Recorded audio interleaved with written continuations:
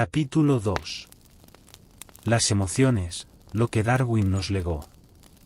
Tenía 22 años. Era lo que entonces se llamaba un naturalista. Principiante en geología, botánica y zoología, fue enviado por la Marina Británica a una difícil y larga empresa, navegar por el mundo durante 5 años. Su misión, estudiar la flora, fauna y geología de tierras desconocidas. Su nombre, Charles Darwin. En un barco inglés comandado por Fitzroy, sería una suerte de oficial científico. El mascarón de proa de la embarcación, con la mirada clavada en el horizonte del mar, lucía la cabeza de un perro de caza, un beagle.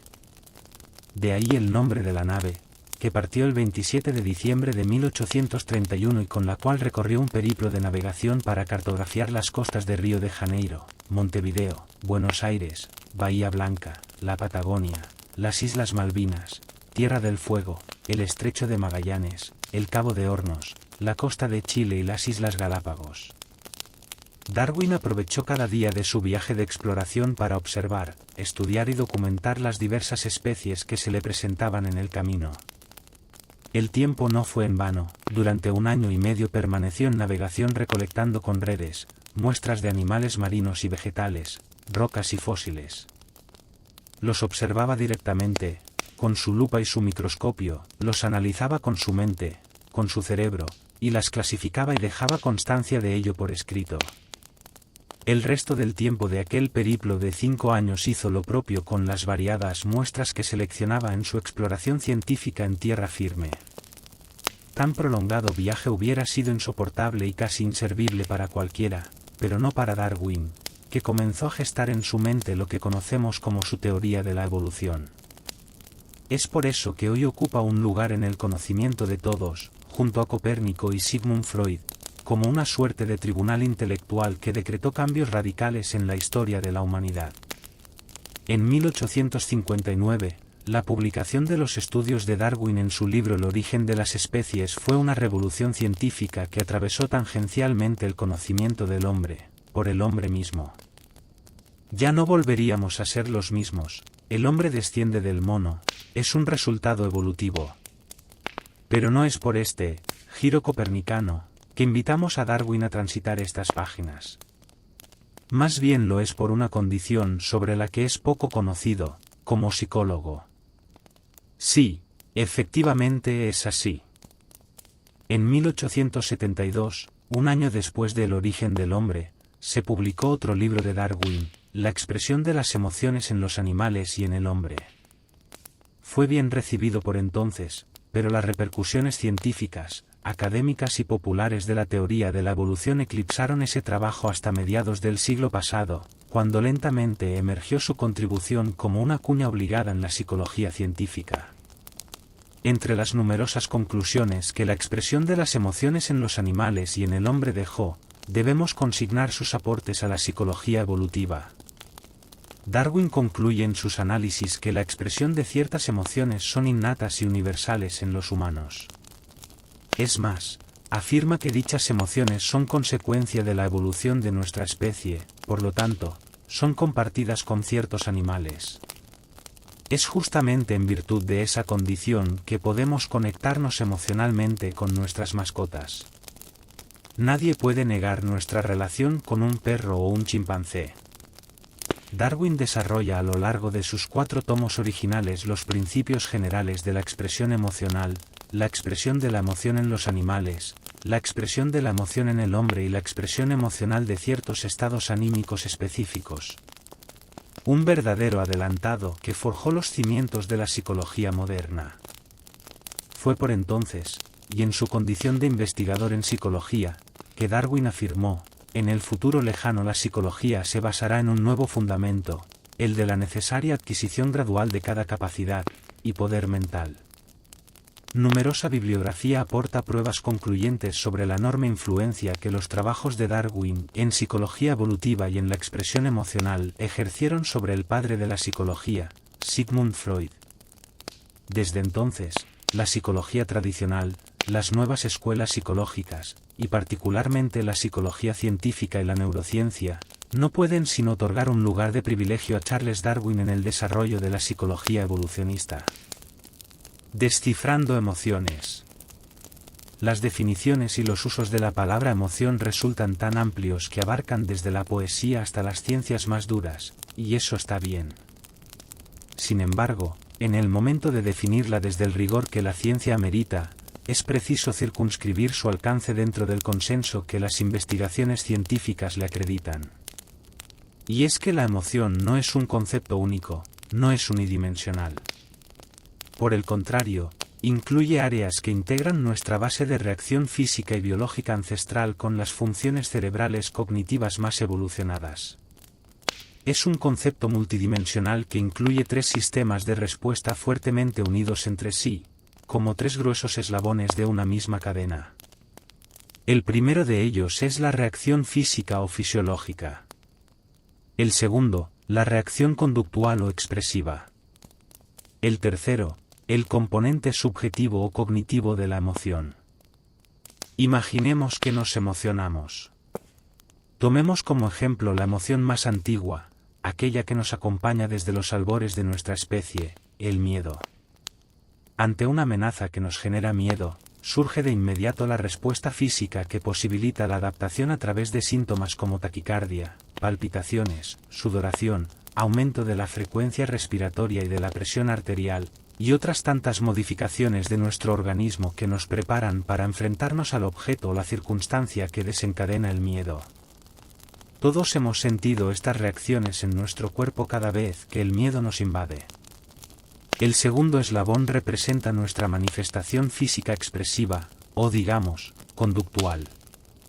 Nuestro rostro tendrá la expresión propia y característica del miedo. No solo lo hemos experimentado personalmente, sino que lo hemos visto en los demás. El rostro o cara de miedo es siempre el mismo y característico de esta emoción. Y por último, hemos sentido miedo, este es el tercer eslabón, la vivencia experiencial, subjetiva y personal del miedo. Lo que sentimos y hacemos consciente al presentar esta emoción inconfundible.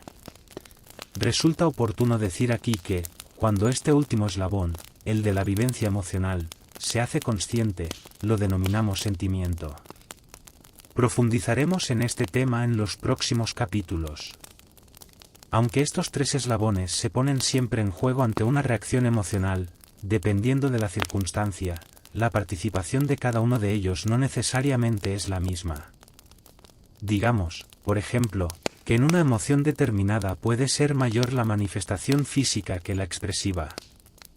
Es posible tener miedo con manifestaciones orgánicas tales como cierta aceleración del pulso y la elevación de la presión arterial y manifestar poca o casi nula expresión facial. O pensemos en el dominio de la expresión facial en un jugador de póquer o truco, lo que le permite no revelar a través de su rostro el valor de sus cartas.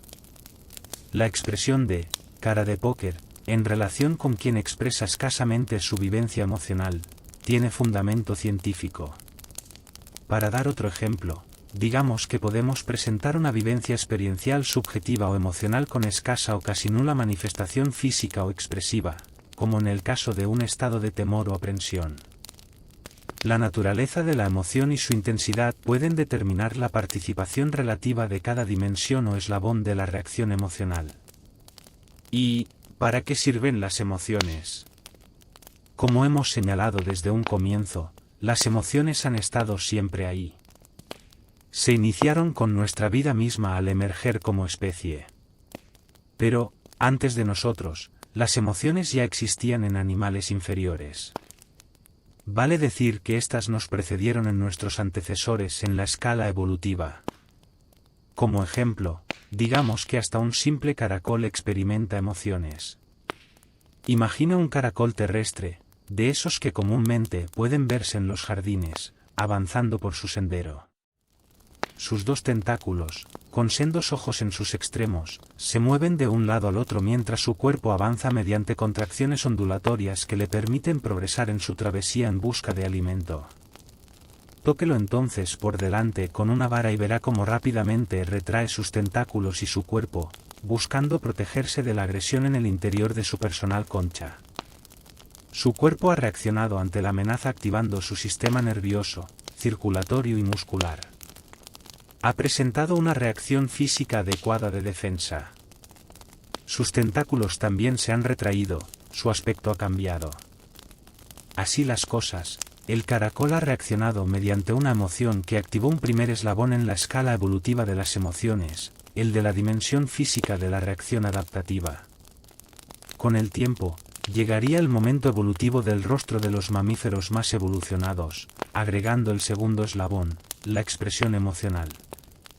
Y más adelante, con el advenimiento de la conciencia, se hizo presente la vivencia subjetiva de la emoción, el sentimiento, completando así los tres eslabones de la reacción emocional, la reacción física, la expresión facial, y el sentimiento.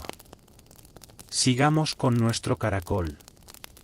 Los caracoles son hermafroditas, esto significa que tienen tanto espermatozoides como óvulos, pero no pueden autofecundarse. Deben acoplarse en pareja para fecundarse el uno al otro. Así, durante alguna noche de verano, copularán entre 4 y 7 horas. Resulta claro que se han atraído. Este ejemplo del caracol nos permite explicar la clasificación más simple y aceptada de las emociones. Estas pueden ser de orden positivo o negativo. Las positivas son aquellas que nos acercan a las cosas, tal como los caracoles se acercaron el uno al otro para la cópula. Por el contrario, resultan negativas cuando nos alejan de las cosas, como ocurre con el retraimiento y la retirada del caracol cuando fue agredido. Y así son las emociones en nosotros, pueden ser positivas, o de agrado, o negativas o de desagrado. Lo que nos provocará una reacción de acercamiento o alejamiento respectivamente. Pensemos en una emoción cualquiera, por ejemplo, la alegría. Es una emoción positiva porque promueve felicidad y bienestar, y condiciona un estado de placidez que nos estimula al acercamiento. En el lado opuesto se encuentra la emoción de la ira, que en virtud de lo que nos hace sentir en nosotros, o percibirla en otros, simplemente nos impulsa a apartarnos. Si las emociones están en nuestra naturaleza animal, aún antes de la propia existencia del ser humano, es porque deben cumplir una función fundamental. Entonces, ¿cuál es la función de las emociones? La respuesta es clara hoy en día, tanto para la neurociencia como para la psicología. Las emociones cumplen tres funciones, una función adaptativa, una social, y una motivacional. La función adaptativa es justamente la que, en virtud de la emoción de que se trate, hace que nos acerquemos o alejemos de una circunstancia. La finalidad es cuidarse, preservarse, no sufrir. Esta función condiciona la continuidad de las especies. En cuanto a la función social, digamos que las emociones nos permiten comportarnos en sintonía con nuestros pares del entorno, condicionar y adecuar nuestras acciones, entender a los demás, predecir y controlar conductas, comunicar afectos, en definitiva, promueven relaciones interpersonales. Por último, nos queda abordar la función motivacional, que es la fuerza dinámica que nos impulsa a la acción, ya que dirige y orienta nuestro comportamiento en busca de satisfacer nuestras necesidades. La motivación da sentido a nuestra existencia. Somos el legado de emociones ancestrales a las que la evolución biológica agrega la razón como una recién llegada a nuestra larga historia evolutiva. Desde esta perspectiva, va de nuevo nuestro elogio a la emoción. Nuestra comunicación ancestral. La comunicación no verbal es aquella que logra su cometido sin el auxilio de las palabras, acudiendo a la expresión facial, la postura física, el contacto visual y las actitudes. Las emociones son nuestra comunicación ancestral. Es exactamente así. No podría estar mejor descrito. Nuestra primera forma de comunicación fue la no verbal, cuando todavía no existían las palabras. Recordemos que la comunicación significa el envío de un mensaje desde un emisor a un receptor que interprete su contenido y significado. Expresar la emoción para hacernos entender fue una ventaja evolutiva mediante la cual nos integramos en un proceso de sociabilización. El cerebro es un órgano social y requiere permanecer comunicado, e interrelacionado con los otros, formando una red donde los procesos de comunicación tejen mensajes recíprocos que posibilitan el entendimiento común.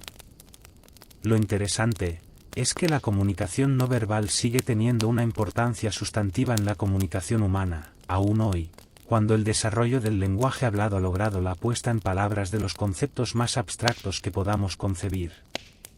¿Y por qué es así? Porque la comunicación no verbal remite a la comunicación emocional ancestral. Las emociones básicas se encuentran en todos los hombres del mundo, independientemente de la etnia o la cultura a la que pertenezcan. Por eso decimos que una de las características de las emociones es que son universales. Para puntualizar este concepto, siguiendo con el ejemplo del miedo, digamos que el miedo es una misma emoción y se expresa con el mismo rostro en cualquier persona del mundo, más allá de su cultura, idioma, u origen étnico. En el plano emocional, somos todos iguales. La expresión facial de miedo es reconocida como tal por cualquier persona. La expresión facial de una emoción básica es transcultural y automática, no aprendida. Las emociones tienen rostro. Tomemos como prueba el estudio de la expresión de las diferentes emociones en ciegos de nacimiento, que demuestra que la expresión facial de la emoción correspondiente es la universal para esa emoción. Ante la presencia de la emoción del miedo, un ciego de nacimiento la expresa facialmente como lo hacemos todos, sin haber visto una expresión facial de miedo en su vida. Lo mismo sucede cuando se estudia la expresión de las emociones en niños antes de que aprendan cómo las expresan otras personas. Ante la emergencia de emociones parecidas, todos los seres humanos nos expresamos de la misma manera. Un ejemplo popularizado por Paul Ekman ejemplifica este concepto de universalidad de la expresión emocional. ¿Qué rostro pondría una madre de cualquier parte del mundo si le dijeran que su hijo ha muerto? Todas las madres expresarían físicamente su emoción de manera semejante. El rostro es el espejo de las emociones. Esta historia comienza en Boulogne-sur-Mer, una pequeña ciudad francesa a orillas del Canal de la Mancha, donde en 1806 nació uno de los pioneros de la neurología moderna, Guillaume Benjamin Amen Duchenne, más conocido como Duchenne de Boulogne. Neurólogo e investigador destacado, fue lo que hoy denominaríamos un neurocientífico. El profesor Jean-Martin Charcot, eximio neurólogo y fundador de la renombrada y prestigiosa Escuela de Neurología del Hospital de la Pitié-Salpêtrière de París, le otorgó a Duchenne el título de maestro por la rigurosidad de sus investigaciones. Duchenne estudió medicina en París, obtuvo su doctorado y regresó a su ciudad natal. Por entonces, y ahora también, Boulogne-sur-Mer tenía su centro comercial en el puerto. Duchenne realizaba intervenciones terapéuticas e investigaciones en pescadores de la zona. Se especializaba en estudiar los efectos de la electricidad alterna sobre el cuerpo humano, tanto en investigación como en sus aplicaciones clínicas. El uso de la aplicación de pequeñas descargas eléctricas le permitió estimular haces aislados de músculos, lo que lo llevó a diferenciar la contracción muscular de diferentes grupos musculares y a estudiar numerosas enfermedades, especialmente atrofias. Algunas llevan aún su nombre, como la distrofia muscular de Duchenne. Como si esto fuera poco, también se especializó en fotografía y fue de los primeros en la historia de la medicina en introducir la fotografía como herramienta de uso médico. Estas dos habilidades lo ayudaron a documentar los cambios faciales en rostros estimulados con electricidad y a describir las expresiones faciales de las diferentes emociones, como veremos detalladamente en el siguiente capítulo. Sus estudios sobre las expresiones faciales se encuentran en Mecanismo de la fisonomía humana o Análisis electrofisiológico de las pasiones, uno de los libros que forman parte de la bibliografía esencial de la medicina. Charles Darwin mantenía contacto por correspondencia con Duchenne, mientras escribía la expresión de las emociones en el hombre y los animales.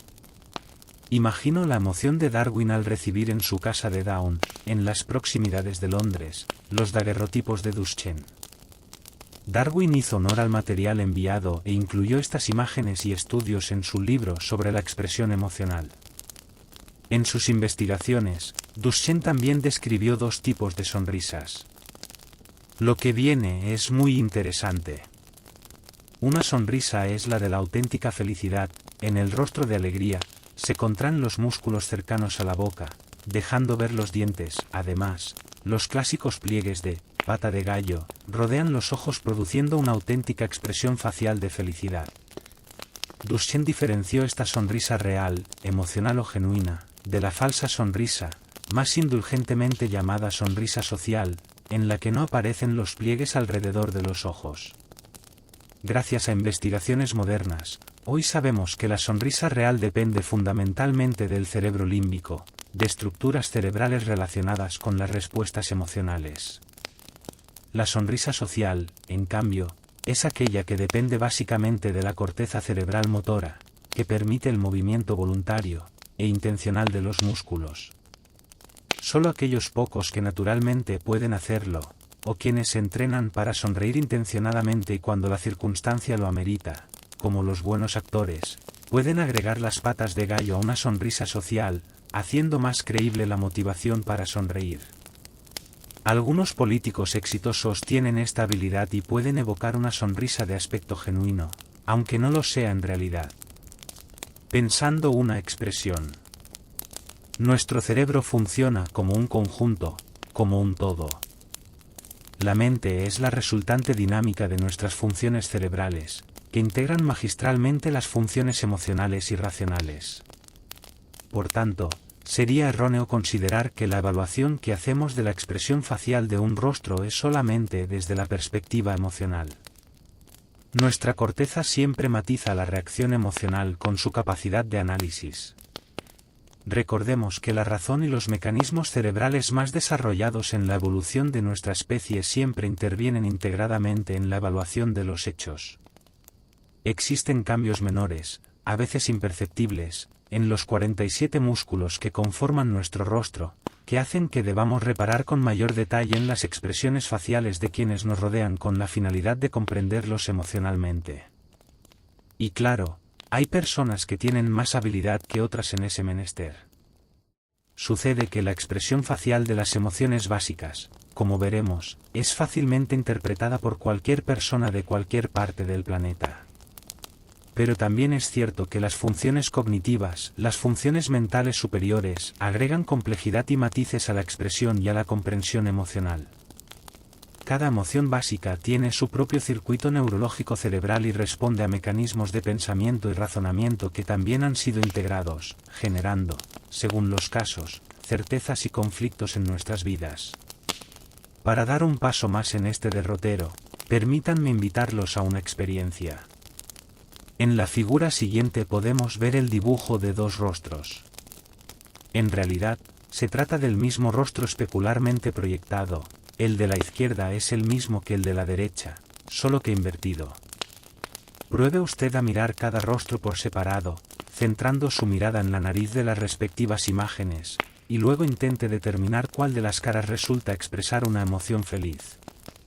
Pues bien, si ya lo hizo, en términos generales, la mayoría de las personas afirman que la imagen del rostro de la derecha es compatible con una expresión de felicidad mientras que la izquierda expresa tristeza. ¿Por qué se produce este fenómeno? Bueno, sucede que la mitad izquierda de cada cara es primeramente vista por el hemisferio derecho de nuestro cerebro, debido a un tema óptico y fisiológico en virtud del cual las imágenes del lado izquierdo se proyectan primero sobre nuestro hemisferio cerebral derecho y luego sobre el izquierdo. En cada hemisferio predominan determinadas funciones. El hemisferio cerebral izquierdo se especializa en funciones lógicas, matemáticas, lingüísticas, analíticas, secuenciales en términos de evaluación del tiempo, entre otras funciones, y en el hemisferio derecho predominan las funciones holísticas, artísticas, imaginativas, creativas, espirituales, sin noción del tiempo, de interpretación emocional. Otra función es particularmente propia del hemisferio cerebral derecho, el procesamiento de caras. Un rostro es, en principio, analizado por el hemisferio derecho. El resultado de la evaluación de un rostro no depende solo de los circuitos emocionales, sino también de la corteza cerebral y sus regiones encargadas del procesamiento racional, que intervienen en conjunto en una evaluación. Participan, además, procesos conscientes racionales dependientes de la corteza cerebral más moderna en el desarrollo evolutivo de nuestra especie, la neocorteza, que agrega capacidad de análisis racional a una interpretación emocional. En el ejemplo de las caras, como en el rostro de la derecha, la comisura bucal izquierda se encuentra hacia arriba, expresando alegría, y es ese lado de la cara el primero en ser analizado por nuestro hemisferio derecho, concluimos que se trata de un rostro feliz. El caso inverso se produce cuando miramos la cara del lado izquierdo, que nos impresiona como triste. Si consideramos las muchas variables que agregan las contracciones, a veces casi imperceptibles, de los distintos grupos musculares de la cara, la complejidad aumenta. La Gioconda y su enigmática sonrisa. Si una expedición extraterrestre se llevase un solo ejemplo de un ser humano genial, no tengo dudas de que sería Leonardo da Vinci. Y es que le sobran méritos. Pintor, artista, arquitecto, anatomista, fisiólogo, botánico, científico, filósofo, ingeniero, escritor, escultor, cocinero y urbanista. Y si bien al citar a Leonardo uno se ve tentado a abordar distintos temas y provocaciones a las que el florentino del Renacimiento italiano nos invita, nos concentraremos de momento en la Gioconda, más específicamente en su enigmática sonrisa. Fue hacia 1503 cuando Leonardo aceptó el pedido para pintar por encargo a Lisa Gherardini, esposa de un acaudalado banquero napolitano, Francesco del Giocondo. La modelo de Leonardo fue más tarde conocida como Mona Lisa, ya que Mona es el diminutivo de Madonna. Leonardo tardó 4 años en terminar su obra, aunque para él permanecía inacabada. Nunca se la entregó al contratante y permaneció a su lado hasta su muerte. La pintura resulta impactante para cualquiera, no es necesario saber sobre pintura, tiene vida propia. El porqué de la capacidad expresiva de esta pintura de 77 por 53 centímetros es solo atribuible al genio que le dio vida. Seguramente la habilidad en la observación y el conocimiento sobre anatomía de Leonardo contribuyeron enormemente en su concreción. La luminosidad que envuelve a la Gioconda condiciona una atmósfera especial. La relación entre el fondo y la imagen da la sensación de aproximar a la Mona Lisa al observador. El fondo, según algunos especialistas, está inspirado en el Valle de Arno, y el paisaje hace pensar en los estudios geológicos de Leonardo. Las montañas se encuentran recortadas con bordes difusos, como si se tratara de un ambiente rocoso en el origen de la Tierra. Un camino sinuoso asoma a la izquierda, y el lecho de un río a la derecha. Las manos de la Mona Lisa lucen suavemente cruzadas una sobre la otra. Los cabellos se encuentran cubiertos por un velo transparente y una túnica muy adornada limita su escote. La luz de fondo es suave, mientras que el rostro se encuentra iluminado de frente. De algún modo, Leonardo le dio a la Gioconda una capacidad expresiva. Su mirada parece seguirnos siempre, aunque nos desplacemos de un lado al otro de la obra. Leonardo desarrolló una técnica propia de pintura, el esfumato. La pintura no tiene líneas como las de un boceto, sino que la vista distingue una superficie de la otra de forma suave y casi imperceptible. El óleo de Leonardo es mezclado suavemente hasta generar esa sensación o imagen de esfumato que se percibe mejor a cierta distancia, dando la impresión de que los colores se funden entre sí, sin líneas demarcatorias que separen las superficies, en un continuo. Ahora, ya inmersos en el clima de la obra, nos detendremos en la sonrisa de la Gioconda, una sonrisa enigmática. Es esa la sensación que uno tiene al verla, ya que es una sonrisa tenue, que apenas se percibe, pero está ahí. Es una sonrisa especial. Como dijimos en su momento, estamos programados para expresar emociones en nuestro rostro y también para interpretarlas. Si bien la interpretación de la sonrisa de la Gioconda es tema de análisis desde varias vertientes diferentes, particularmente desde la óptica del arte, nosotros lo vamos a hacer dentro del ámbito de la interpretación neurobiológica que estamos llevando adelante desde las primeras páginas. No obstante, y para adentrarnos en el tema, revisaremos otras interpretaciones para esta expresión. Los especialistas en arte han observado que la particular expresión de la boca de la Mona Lisa es el resultado de la técnica del esfumato. Es posible que resulte de la intencionalidad del artista el hecho de expresar la tenue y discreta sonrisa que en la época requería el recato femenino. Hay versiones, a mi juicio, perfectamente verosímiles, entre ellas, que Leonardo contrató músicos para entretener y relajar a su modelo durante las largas horas en que posaba para la obra. En algunos trabajos médicos, se plantea que la Mona Lisa pudo haber presentado el síndrome de Bell, por el cual se afectan los nervios faciales debido a un proceso inflamatorio y se contraen los músculos de la cara. Por su parte, Sigmund Freud también reparó en este detalle de la obra de Da Vinci, observó que la sonrisa de la Gioconda lo persiguió a lo largo de distintas obras, como en el caso de Santa Ana, la Virgen y el Niño, donde se observa una sonrisa de características similares. Según la interpretación psicoanalítica de Freud, esa sonrisa sería consecuencia del deseo inconsciente y perverso del artista por su madre. Otro abordaje es el odontológico. Hay especialistas que creen ver en la posición de los labios de la Gioconda la correspondiente a una persona que hubiera perdido piezas dentales, lo que no sería nada extraño para la época. También puede deberse a la posición del maxilar inferior en personas con bruxismo, que es la tendencia a apretar la boca presionando el maxilar inferior sobre el superior por tensión nerviosa, por estrés. Es momento oportuno para señalar que hacia el año en que Leonardo comenzó a pintar la Gioconda el maestro se encontraba muy interesado en estudios y observaciones anatómicas. Por entonces, Leonardo realizaba disecciones en cadáveres en la morgue del Hospital Santa Maria Nuove de Florencia. Como agudo observador que era, suponemos que sabía interpretar los cuadros emocionales a través de las expresiones faciales. Difícilmente un observador con la alta emocionalidad de Leonardo podía permanecer ajeno a una expresión emocional o sentimental, era la naturaleza de su sensibilidad. Pasemos entonces a la descripción del fenómeno visual que nos ayudará a observar la sonrisa de la Gioconda de un modo particular. En la retina, la parte posterior del ojo, se forma la imagen visual para después ser transmitida a nuestro cerebro. Sucede que en la retina hay dos zonas bien diferenciadas, la parte central, o fóvea, y el área periférica. En la parte central es donde se proyecta la imagen de los objetos que enfocamos directamente. Es lo que hacemos cuando leemos o miramos el reloj. Las células de esta parte de la retina se especializan en captar detalles y colores. El área periférica, en cambio, distingue sombras, imágenes poco iluminadas y todo aquello que rodea lo que miramos fijamente. Observemos fijamente la boca de la Gioconda, que estaremos proyectando sobre el área central de la retina o fóvea. Es posible que usted no note claramente que sonríe.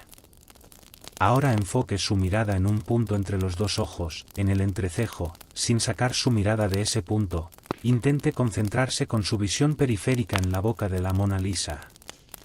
Si se concentra lo suficiente sin sacar la mirada central sobre el entrecejo, podrá ver que la sonrisa se hace más distinguible al percibir con más claridad el juego entre luces y sombras que Leonardo plasmó en ella. Es posible que note con mayor claridad que la Gioconda sonríe con su comisura bucal izquierda, que es la que se encuentra levemente elevada, mientras que la derecha tiene una posición más horizontal, no expresando una sonrisa. Si lo desea, puede realizar otro experimento sobre la imagen de la Mona Lisa. Tome una hoja en blanco y tape la mitad de la cara, de manera que el borde de la hoja en blanco pase por el medio de la nariz y la boca de la imagen. Apenas usted compare ambas mitades cambiando de posición la hoja en blanco, podrá distinguir la leve sonrisa manifiesta por la comisura bucal izquierda. Ahora, ya habiendo expuesto estos fenómenos visuales, vayamos al análisis morfológico de la sonrisa de la Gioconda. La mitad izquierda de la imagen, la que corresponde a la hemicara derecha de la Mona Lisa, es la primera en ser analizada por nuestro hemisferio cerebral derecho, el especializado en caras, que nos indica que no sonríe. Luego, al integrar la imagen de la derecha de la pintura, la correspondiente a la hemicara izquierda de la Mona Lisa, observamos que la comisura bucal se encuentra elevada, como corresponde a una suave sonrisa social. La conjunción e integración de ambas mitades de la boca de la Gioconda, más el suave juego de luz y sombras de Leonardo, da como resultado la percepción de una tenue y delicada sonrisa que fue descrita artísticamente como enigmática. Así es como podemos interpretar que claramente no corresponde a una sonrisa de alegría emocional, pero tampoco a una expresión de tristeza. La suave combinación de las imágenes de ambas mitades de la boca es compatible con la paz y la serenidad propias de un estado de bienestar, o hasta cargando tintas, me atrevería a decir de felicidad. Emoción y memoria. La memoria es una función cerebral fundamental. Se encarga de guardar información y evocarla cuando es necesario para interactuar con el mundo de las cosas y las personas. Podemos afirmar que no tendríamos vida como seres humanos sin la memoria. No existirían experiencias, no existirían personas, no existirían un antes ni un después. No hay en nuestro cerebro un lugar estanco donde se asiente la memoria, no existe un disco rígido único. La memoria se encuentra diseminada por todo nuestro cerebro entre las más de 100.000 millones de neuronas que lo componen. Las conexiones entre las neuronas, llamadas sinapsis, son más de 100 billones. Sí, más de 100 billones. 1 billón es 1 millón de millones, ¿se anima a sacar el cálculo de cuántas son? Inimaginable. Esta es una buena oportunidad para hablar dos palabras sobre la memoria y su relación con las emociones. Digamos para comenzar que hay un tipo de memoria que se denomina, de procedimiento, o memoria, implícita. Es aquella que guardamos en el inconsciente y nos permite realizar acciones motoras automáticas y aprendidas con anterioridad. Le doy un ejemplo, cuando usted se sube a una bicicleta y comienza a pedalear, lo hace acudiendo a este tipo de memoria. Usted no tuvo que pensar nada, simplemente ahí está el conocimiento, la destreza, del mismo modo que cuando escribimos o conducimos un automóvil. En cambio, en el caso de la memoria, declarativa o explícita, se guarda información sobre el mundo y nuestra vida. Dentro de la memoria declarativa o explícita, se distinguen otras dos formas de memoria, la semántica y la episódica. La memoria semántica es aquella que nos permite recordar, por ejemplo, qué es un perro o qué es el color rojo. Preserva lo que alguna vez hemos aprendido. Cuando alguien nos habla de un perro, acudimos a ese estante de nuestra memoria y lo traemos al consciente, entonces sabemos exactamente qué es un perro. Se trata de una memoria objetiva. La memoria episódica guarda las experiencias vividas temporal y espacialmente. Es una memoria de nuestra vida personal. Por ejemplo, donde estuvimos ayer a las 3 de la tarde y qué hicimos es un ejemplo de memoria episódica. Es, por así decirlo, una memoria autobiográfica. Una fuerte emoción puede marcar, grabar y estimular la memoria, especialmente la memoria episódica. Si me permiten, voy a acudir a mi experiencia personal. Fue un sábado por la mañana, calculo que aproximadamente a las 10, cuando estaba en una tienda en Villa Ballester, provincia de Buenos Aires. Recuerdo que había bastante gente y esperaba ser atendido. La radio del local estaba encendida a un volumen que podía ser escuchado con facilidad. La transmisión se mezclaba con las voces de las personas cuando el informativo dio una noticia que para mí resultó trágica e impactante. El humorista y actor, Alberto, el Negro Olmedo, había muerto. Se había caído de un balcón de un alto edificio en Mar del Plata. A los pocos instantes, las voces de las personas se habían desvanecido y quedó solamente el relato lacerante del locutor, que resonaba por cada rincón del local mientras las miradas tensas de todos los presentes se entrecruzaban como buscando una mutua contención. El Negro Olmedo había muerto. Ya no estaba. Recordé casi instantáneamente cuando mi madre me preparaba la leche mientras miraba la televisión, y el capitán Piluso, uno de los personajes representados por Olmedo, le decía al público infantil: chicos, a tomar la leche. De ahí en adelante, el Negro Olmedo acompañó a toda una generación con sus personajes, a los cuales me encuentro indisolublemente ligado. El impacto emocional fraguó en la memoria los detalles ambientales del lugar, las circunstancias y el silencio penetrante que aquietó las voces de los presentes. Ya han pasado muchos años, hoy esa tienda ya no está, pero de tanto en tanto paso por esa calle y me viene a la memoria aquel día. Memoria emocional. El qué, el cuándo y el dónde quedan emocionalmente grabados. Fue un sábado por la mañana y yo estaba en un local en Villa Ballester. La emoción cementó en la memoria una huella indeleble. Lo mismo me pasó cuando ocurrió la tragedia de las Torres Gemelas. Y en este momento, usted debe recordar eventos similares en su vida. No solo se graba el hecho, se graba vívidamente el contexto en el cual recibimos la noticia. Se archiva el lugar, lo que estábamos haciendo, los detalles.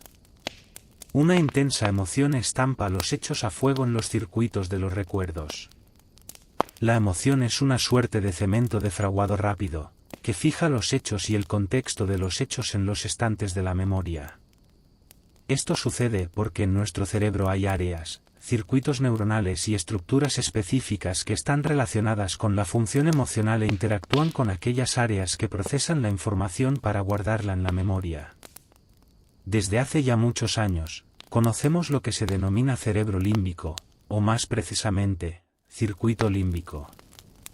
Este es un conjunto de estructuras cerebrales que, metafóricamente hablando, son una suerte de corazón del cerebro, pues sus funciones están relacionadas con las emociones, con la conducta emocional. Entre las estructuras cerebrales que conforman el cerebro límbico, podemos citar el hipocampo, el fórnix, los cuerpos mamilares, la circunvolución del cíngulo, el tálamo y la amígdala. Cada una de estas estructuras tiene funciones propias que forman la vivencia emocional. Aunque he nombrado algunas estructuras cerebrales específicas, quiero aclarar que en absoluto son las únicas involucradas en la emoción. El cerebro es una unidad interconectada, y difícilmente una emoción o un pensamiento no tenga repercusión en otras áreas que aquí no señalo. Como ejemplo, citemos la ínsula. Esta es una región de la corteza cerebral que se encuentra oculta en la profundidad de ambos hemisferios cerebrales. Sus funciones están relacionadas con la vivencia de las experiencias emocionales. Cuando experimentamos las llamadas emociones básicas, la corteza de la ínsula se activa intensamente. Esta activación es fundamental para percibir la experiencia consciente de las emociones. Y aquí algo interesante, una experiencia consciente de una emoción es, por definición, algo subjetivo, personal, propio e individual. Las diferentes vertientes emocionales se expresan en la corteza de la ínsula. Las emociones son tan diversas en su origen y significados que pueden incluir desde una experiencia sexual, un síndrome de abstinencia por drogas o hasta el placer de un tema musical, que encuentran en la ínsula un lugar donde hacerse oír en el plano consciente. De ahí la afirmación del famoso neurocientífico portugués António Damasio, director del Instituto para el Estudio Neurológico de la Emoción y la Creatividad de Estados Unidos, en la Universidad del Sur de California: la ínsula es un área de sexo, drogas y rock and roll. Soy consciente de que es mucha información la que he transmitido, pero no puedo evitar volcarla en estas líneas para tentar al lector a que se sumerja en la profundidad de nuestra mente. Sé que son palabras difíciles, pero, para justificar su inclusión y jerarquizar sus funciones, voy a presentar un ejemplo lamentablemente frecuente en nuestra sociedad: un robo. Supongamos que una mujer transita sola a través de un extenso y solitario parque durante la caída del sol. Al pasar cerca de una zona cargada de vegetación, un desconocido sale súbitamente de detrás de un árbol, toma por la fuerza a la mujer, la golpea, le tapa la boca y le arrebata la cartera. El violentísimo e inesperado ataque que rompió la tranquilidad de una inocente caminata despertó una inmediata reacción de alarma en la desprevenida mujer. El miedo invadió emocionalmente a la inocente víctima. La reacción de miedo intenso fue el resultado de la activación de dos áreas cerebrales relacionadas con la emoción y la memoria, las amígdalas cerebrales.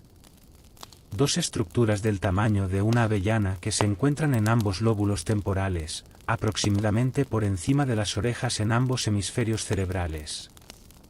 Las amígdalas son la central de alarma del cerebro y se activan ante la emergencia de un peligro, provocan una reacción emocional de miedo, en este caso en particular, de gran intensidad, cercano al pánico y al terror. Simultáneamente, las circunstancias del contexto físico y temporal en que sucede el hecho criminal, tales como el parque, la plácida caminata, el sendero, la caída del sol, los árboles, y por último los arbustos, quedarán grabadas en otra área del cerebro, esta vez relacionada con la memoria, el hipocampo. Los hipocampos son dos estructuras cerebrales cuya forma es la de un caballito de mar, de ahí su nombre, se encuentran rodeando ambas amígdalas cerebrales, tanto en el hemisferio cerebral izquierdo como en el derecho. Es justamente ahí, en los hipocampos, donde el contexto del hecho traumático que generó el miedo, quedará indeleblemente grabado. En síntesis, el ataque provocó un miedo intenso que activó la amígdala cerebral. Como resultado del feroz ataque, el hecho emocional traumático quedará grabado en la amígdala misma, y el contexto que rodea al hecho vandálico lo harán los hipocampos. La emoción refuerza el almacenamiento de los hechos en la memoria. Supongamos que, mucho tiempo después, la mujer se encuentra caminando por un sendero donde de pronto el entorno físico guarda parecido con el de aquel parque donde se produjo el robo. Los árboles, las plantas, los arbustos y el comienzo de la puesta del sol recordarán consciente, o aún, inconscientemente, el hecho traumático vivido tiempo atrás y desencadenará una crisis de miedo con activación de las amígdalas cerebrales. Aquí la memoria, activada por circunstancias ambientales similares a las que acompañaron los hechos, es la que desencadena el miedo vivido como recuerdo del original. Aquí es la memoria la que evoca la producción de la emoción del miedo como recuerdo del evento traumático. En el hecho del robo, el miedo, como emoción intensa, facilita y refuerza la memoria grabando los hechos y los detalles del contexto de los hechos, y luego en el recuerdo, la memoria puede traer al presente la emoción del miedo activando las amígdalas o central de alarma del cerebro. Este último mecanismo es el que se activa constantemente en el cuadro de estrés postraumático. Como si el miedo no se detuviera. Esta mujer víctima de un acto delictivo, es posible que además del trauma psíquico del robo, presente estrés postraumático. Como hemos visto, la emoción y la memoria se relacionan fuertemente. De hecho, cualquier proceso de aprendizaje puede reforzarse cuando se encuentra acompañado por la emoción. Es por eso que, cuando un docente le imprime emoción a una clase, es más probable que quede guardada en la memoria de su alumno. Lo mismo ocurre cuando uno estudia o aprende algo con entusiasmo. Asimismo, y posiblemente usted lo ha notado, se recuerda mejor una determinada información cuando uno está en una situación anímica parecida a la que sintió cuando la información fue incorporada. La emoción y la memoria se cruzan frecuentemente en los interminables caminos de nuestro cerebro. Es por eso que yo recuerdo perfectamente dónde estaba y qué hacía cuando falleció el negro Olmedo y durante el atentado a las Torres Gemelas de Nueva York. Emoción y sentimiento. En el primer capítulo, hemos puntualizado la diferencia entre razón y emoción con la intención de ver en perspectiva sus diferencias y sus puntos de contacto. Acudimos para ello a la historia de David y Goliat. Ahora propongo que ese relato bíblico nos ayude a distinguir entre emoción y sentimiento, dos términos que se confunden con frecuencia. Analicemos los hechos de esta historia mítica que presenta a Goliat como un gigante invencible, porque lo hace desde la lógica de la razón. Se trataba de un guerrero de 3 metros de altura, poseedor de una gran fuerza y armas sin igual. Pero el secreto no está en Goliat, sino en David, quien seguramente sintió una emoción básica, miedo. No podría ser de otro modo. También debió de sentir ira, porque ese gigante sometía a su pueblo. La reacción física y emocional que David sintió en el momento del enfrentamiento, y enfatizo, en el momento del enfrentamiento, se ajusta al concepto de emoción. Tal como hemos definido en su momento, la emoción que atraviesa a David tiene 3 componentes: la respuesta física, la conducta expresiva, y el sentimiento de ira y miedo. como respuesta física, seguramente la frecuencia cardíaca de David aumentó, habrá presentado taquicardia, tensión en sus músculos, aumento de la presión arterial y la frecuencia respiratoria, hasta pudo haber sentido una sensación de falta de aire y es posible que sus manos hayan estado más frías por el estrés emocional del enfrentamiento. Simultáneamente, como segundo componente, habrá presentado un rostro con una expresión mezcla de miedo e ira, y una postura física corporal propia de una situación de combate. Y seguramente transitó el tercer componente de la respuesta emocional, tomó conciencia de que sentía miedo e ira. Las tres facetas encadenadas de la emoción del miedo. ¿Cómo podemos observar? Estas reacciones o componentes son cambios agudos que se producen en un momento determinado y coparticipan en conjunto para constituir un estado físico y anímico que, y esto es muy importante, impulsa la acción. Una emoción propone, impulsa y se canaliza en una acción determinada, de defensa y o de ataque, en la emoción de miedo o ira o en una manifestación social hacia el entorno, como ocurre con la alegría o la tristeza. Vale decir que una emoción es una expresión o manifestación psíquica y física de un estado de la mente en un momento determinado. Ya señalamos que la emoción tiene una finalidad básicamente adaptativa de la persona, en respuesta a una situación en particular, buscando resolver del modo más adecuado una vivencia. La emoción es acción, y toma de conciencia de la vivencia emocional que se está transitando. Recordemos que, de hecho, la palabra emoción, proviene etimológicamente del latín, emotio, que significa, movimiento, impulso, o aquello que mueve hacia. Por ello mismo, David venció a Goliat con una respuesta emocional. Pero su fuerza no estaba en la reacción emocional. Su verdadera fuerza estaba en su fe. La fe en su Dios, pues él estaba convencido de que lo acompañaría en la batalla. Las acciones y las vivencias que experimentó David en el momento del combate remiten a la emoción y al sentimiento. Este término proviene del latín, sentiré, que significa, sentir. En un comienzo, la palabra sentimiento hacía alusión a la percepción sensible del cuerpo, al mundo de las sensaciones. Con el avance de la psicología cognitiva, se interpreta que es aún más que eso. Es lo que se siente desde la cognición o desde el entendimiento profundo como consecuencia de los procesos cognitivos. Es una vivencia experiencial sostenida en el tiempo. Aquí surge una diferencia importante entre emoción y sentimiento. La emoción es una respuesta psicofísica, mental y física, frente a una circunstancia determinada ante la que se reacciona. Por definición, una reacción se agota en el tiempo. El sentimiento, en cambio, es algo elaborado por el pensamiento y tiene tendencia a expandirse en el horizonte temporal de aquel que lo percibe. Otra diferencia entre emoción y sentimiento es la intensidad. La emoción es algo ancestral, y por lo tanto, apela para su manifestación a nuestra naturaleza corporal para expresarla. La emoción es un evento de alta intensidad. El sentimiento, en cambio, requiere de un procesamiento cognitivo, nace y se prolonga en el tiempo, pero sin la reacción aguda e intensa de la emoción. En síntesis, las emociones son más intensas que los sentimientos, y los sentimientos son más sostenidos en el tiempo. Hay otro aspecto importante por señalar. Las emociones son la raíz de la cual nacen los sentimientos. Tomemos una vez más como ejemplo el miedo, la emoción más estudiada en neurofisiología y la primera desarrollada en nuestra especie. ¿Ante qué han sentido miedo nuestros más lejanos antecesores? Ante una fiera, ante un depredador que amenazase su integridad. Atravesados por esa emoción, también hoy actuamos y nos activamos mental y físicamente para atacar o huir de la fiera y así preservar nuestra vida. Tras haber sorteado la amenaza, y ya seguros de no ser alcanzados por el depredador, desarrollamos el sentimiento de miedo como consecuencia de la emoción aguda del peligro y la elaboración mental a través del pensamiento.